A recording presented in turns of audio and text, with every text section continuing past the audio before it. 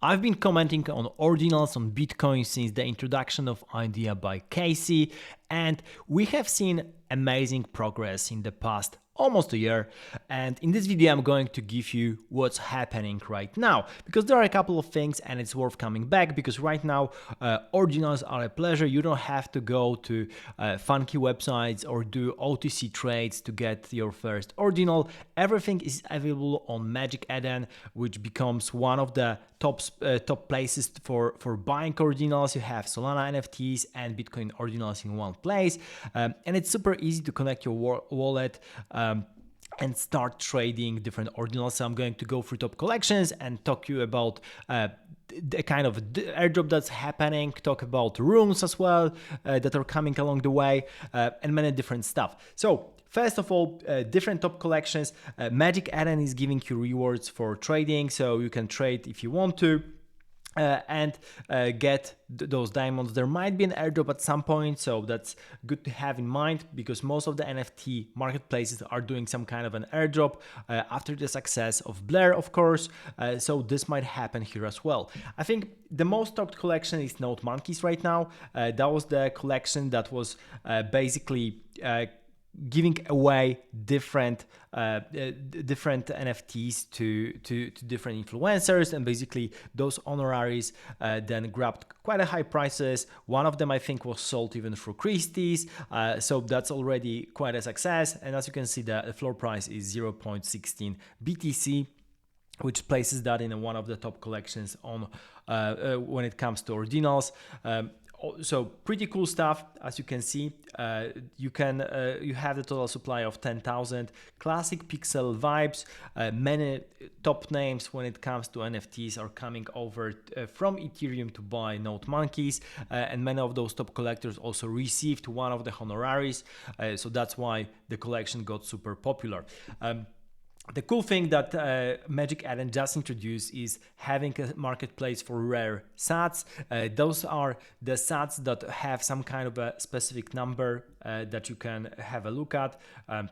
So be that, for example, very early on SAT, the SATs having a particular structure, a particular date. There are different things you can look through, and there's already a market for that. So you might have a rare SAT in your wallet and you even don't know. So if you have a wallet, Xverse, Unisat or something else, then you can definitely check it on Magic Eden whether you have something unique. So this is something great also for the collectors. Also, other collection that's making wave is Bitcoin Puppets. Super simple design. It's as if it were painted in paint, but really cool one, have specific vibes. 10,000 supply as well, and already the floor price is being 0.03 BTC, I think, from the very early lows of 0.00 something. So already we have this adoption here, and it's good because it shows that there are new collections coming along the way with funny, cool graphics, and people are really buying them. Another collection that's really worth mentioning here that actually started in totally different way is, of course, RSIC Metaprotocol. So that was an airdrop. So you might already, if you are participating in Ordinal ecosystem, if you bought some kind of Ordinal collections before from the top list, then basically you might already have gotten this kind of airdrop. 21,000 total supply of RSIC Metaprotocol, and they try to give away that to people as fair as possible, and they pretty much did that pretty well. So if you have that in your wallet, the floor is already 0.04, almost 0.05 BTC. So there's some nice airdrop here coming along the way, and there are two things connected with that as well that I wanted to mention, because first of all, you have already liquidity protocol on Ordinals, meaning that you can borrow and lend against your Ordinals, and this is pretty cool. Liquidium is doing exactly that, and they just announced that R6, so this airdrop collection, is available, and you can give it as a collateral, so you can connect your wallet here and start lending against or borrow that. So standard DeFi on NFTs, pretty cool one when it comes to Ordinals. So that's a fundamental piece of infrastructure. It's great seeing that on Ordinals because, of course, you have that on Ethereum and Solana. So good to have that here. Having said that, another thing that's worth mentioning is that there was entire premise of Ordinals going into Runes, because Casey, the developer behind Ordinals, also proposed another kind of format for Bitcoin Runes. And basically the idea was that after people were playing around with Ordinals, they started doing BRC20 token, and that was the idea that you can basically have the same kind of image. So you basically imitate ERC20 tokens, so standard meme coins on Ethereum, by doing BRC20. And he came up with another idea of doing that in a proper way, which would make it more streamlined and simpler to experimental BRC20 standard. And there was a different kind of problems with that, because people were thinking that basically Ordinals are going away, but in the end I think everything came out really great, and you have Runes and Ordinals coexisting, and they are pretty great. So the Bitcoin community, there's a great article by Xverse, so one of the Bitcoin wallets that you can use for trading Ordinals. Bitcoin community has reacted to the Runes protocol with much enthusiasm. That the first Rune token Rune was issued on the same day Rothermore made the announcement, and Trevor Owens offered 100,000 grant for the same day to the first team to produce a working Runes indexer. A few days later, Luminex introduced a Rune issuance tool that allows users to create and issue their own Rune tokens, and shortly after, Rothermore clarified that the specifications for the token standard were not finalized, and that he was working on an indexer as well. And then you have different, I'm going to post the link down below in the description, but you have different things that differ from standard BRC20. Here are the differences between different things. As you can see, it's basically about UTXO based, and you have a different on-chain footprint being minimal versus high. And also Runes are Lightning compatible and BRC20 tokens are not.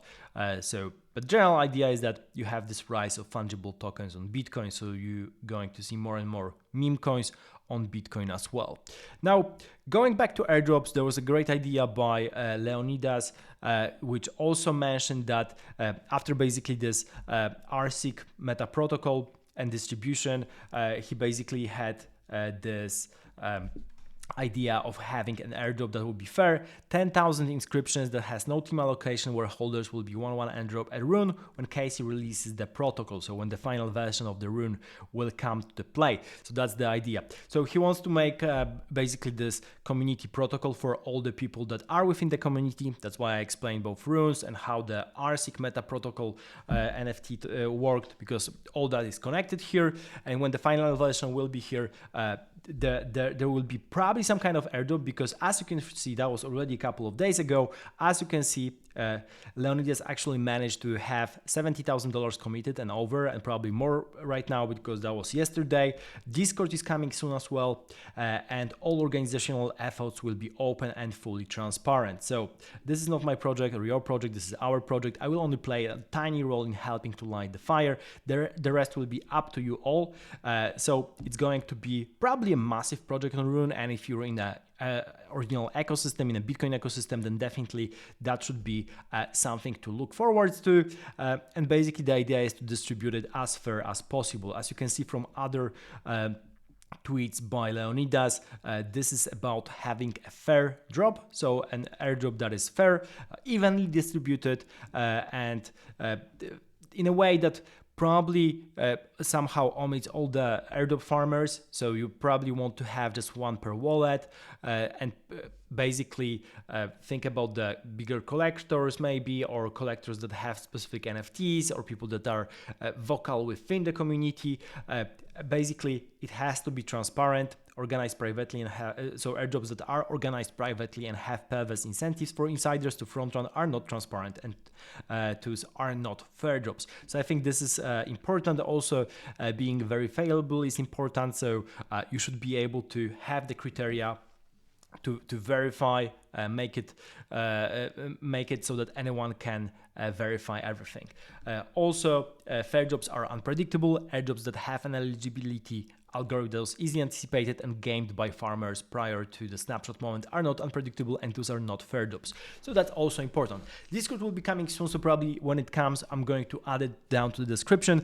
At the moment of recording this video, there's no Discord yet, but it will be coming along the way. So this is a small glimpse at what's happening within the Ordinals community. As you can see, pretty alive, many different stuff is happening, and I expect that to be even more, especially when we enter the bull market, when more people will come. There will definitely go to Ordinals, because you have Bitcoin and somehow you have to spend those Bitcoin rather than just store it, and Ordinals plus different BRC20 tokens are a great way to do that. Thank you for watching, subscribe to the channel, and of course see you in the next video.